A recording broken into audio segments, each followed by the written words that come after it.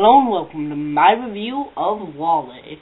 Now, I do not know who stars in WALL-E. I'm sorry for not being able to tell you who, but I was looking forward to this movie. I remember when I first saw the first trailer, I thought it looked awesome, and I was correct, because I love this movie.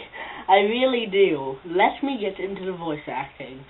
Though I don't know what the actors look like, so it's kind of hard to match up the voice with the face, but I still feel like they got the voices perfectly. Even though usually the problem or plus of having a voice actor is if the voice fits the character they're voicing, but I can still sometimes tell if a voice doesn't really fit the character who they are voicing just by the voice. I can still tell, oh, that's not the voice you would have. So they still did a very, very good job. Let me get to the direction of this film. The tone in this film and some of the shots and the cinematography, they're just phenomenal. The cinematography is great. Some of the shots of the wasteland reminded me of a lot of Fallout. And the tone of this movie, when you're in the, I'm just going to refer to it as Earth in Fallout. When you're in the Fallout land, I'll refer to it as that, the Fallout land as I'll call it. When you're in Fallout land, I've been repeating Fallout land way too much in this review.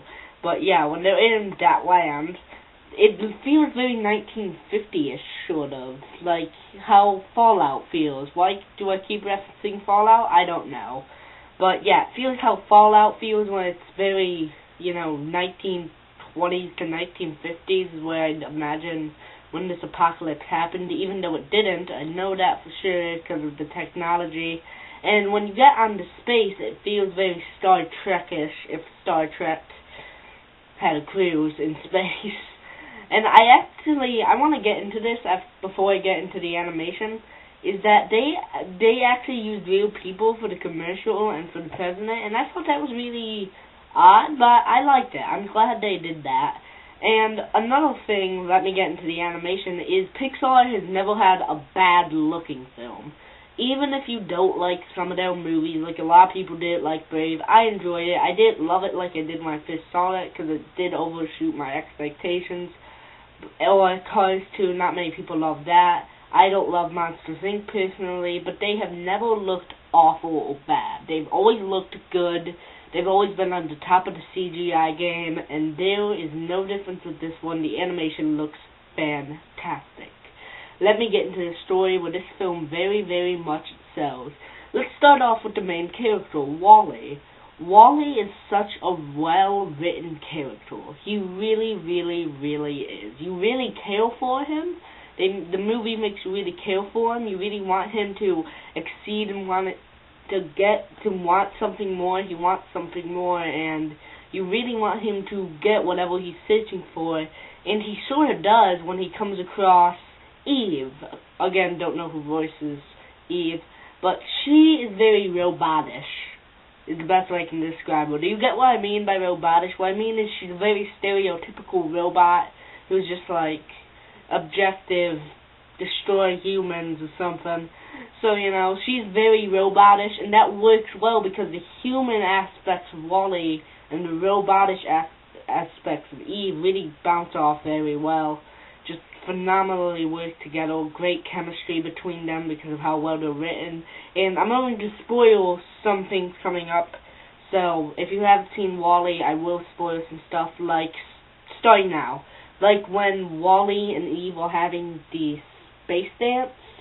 I mean, really, I love that scene. I still love it. It's a phenomenal scene. The animation looks great. I love the tone they have for it. It is just phenomenal. And again, let me get on to when they're on the spaceship. The people of the spaceship, I loved how they're really fat and obese because they don't do anything. And I'm not the only one who feels like that's a metaphor. I'm the only one who feels that way. But, okay, besides that, the characters are very likable too, because they didn't ask to be this way. They were just given with too many options, and they decided to take the easy route.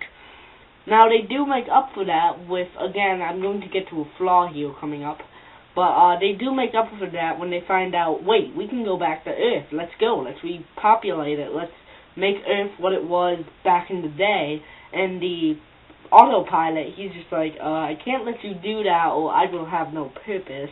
And he tries to make sure they don't leave. And this leads to a scene that I hear complaint about a lot. Actually, it's one of the biggest flaws in the movie for most people, including me, is this film is very preachy about the message it is trying to get across. It really, really, really is. And, I mean, that scene with the space captain where he's like, oh, we can reduce our carbon footprint, recycle, grow plants and vegetables. Okay, yeah, that's stepping the line, which does affect the grade to an extent, but still, that's not what I was focusing on. I was focusing on the romance between Wally and Eve, those very likable characters. And there's also this other little robot I think I should mention. His name is Mo, and he is very funny just because he barely ever says anything like Wally or Eve. But, well, Eve says a lot more than Wally. Wally, he just makes little noises. But Mo, I found him hilarious. But anyway, in the end, if you've seen the movie, again, spoilers, they go back to Earth after defeating the autopilot, and they all live happily ever after, except for this ending. I remember in the theaters, I actually started to tear up when Wally was almost killed, and he actually became a normal robot. Luckily, they fixed him. Happy endings. It's like Don Bluth, where you throw something really sad at your kids, and then, oh, happy ending, happy ending. I was, like, Land Before Time or American Tail. They are two great examples of something really bad that wants to make you cry happens, but in the end, he just fixes it with a happy ending. In the end, I still love this film. It still holds up for me since the times I've seen it in the theaters. I am going to give this film an A. The only reason it doesn't get an A+ is because of that really, really preachy vibe throughout it sometimes. But hey, I can overlook that for most of it. Please like, favorite, and subscribe for more reviews. Oh, and if you didn't see my update video, I'm going to do something called Coming Soon to a Theater Near You. It starts this Friday. It's going to be on this channel. Please watch that, check it out. I want to see if it goes over well. Goodbye.